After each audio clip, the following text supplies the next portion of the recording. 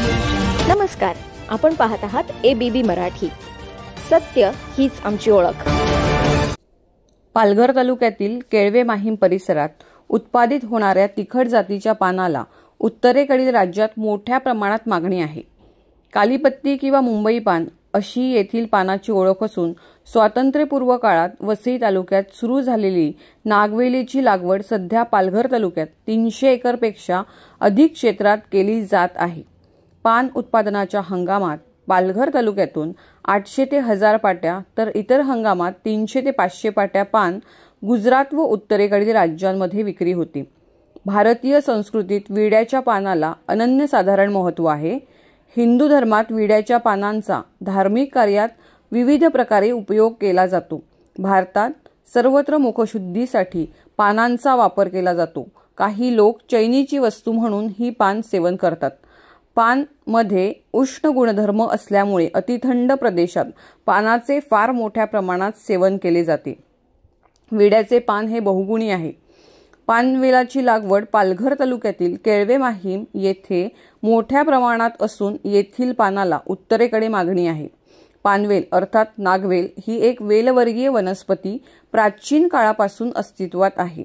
पानवेलीचे मूळ उगमस्थान पूर्व मलेशिया असून फिलिपिन्स, इंडोनेशिया, मादागास्कर तसेच आशियाच्या उत्तर भागातही प्रसारित झाली असून अनेक राष्ट्रात अतिप्राचीन काळापासून या वनस्पतींच्या हजारो जाती अस्तित्वात आहेत.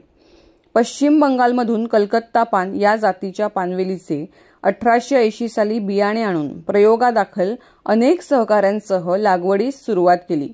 अल्पावधीत त्यांचा हा प्रयोग यशस्वी ठरला.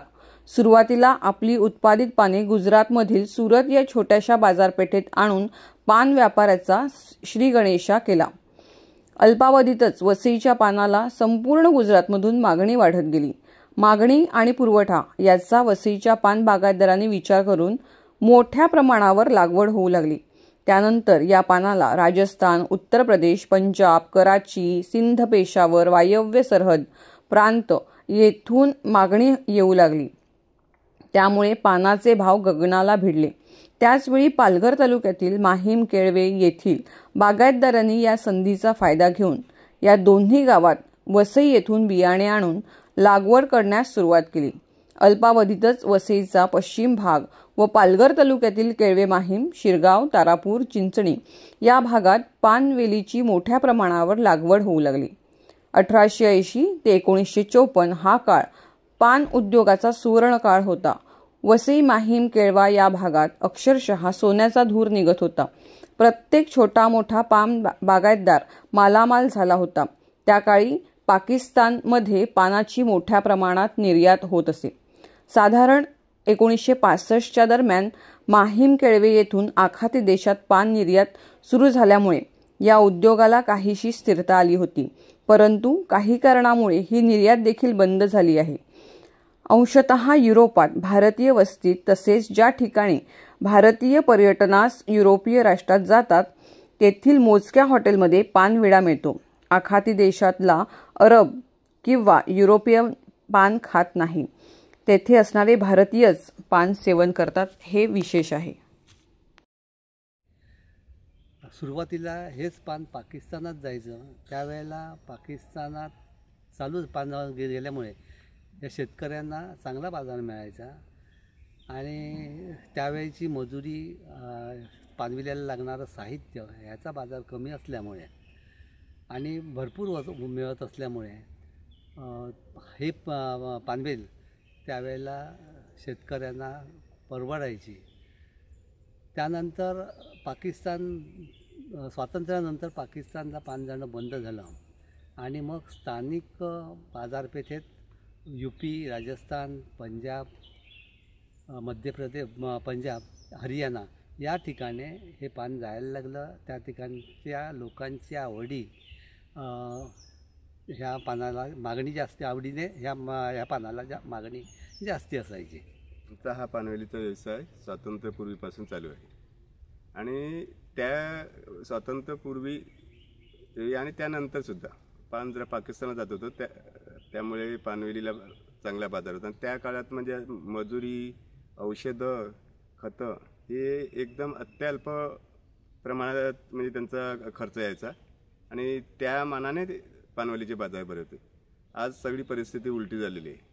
पानवेलीचे सगळे खर्च डबल टिब्बल त्यामुळे 4-5 पट वाढलेले आहेत आणि त्या मानाने पानवेलीचे बाजार काय वाढले नाहीत.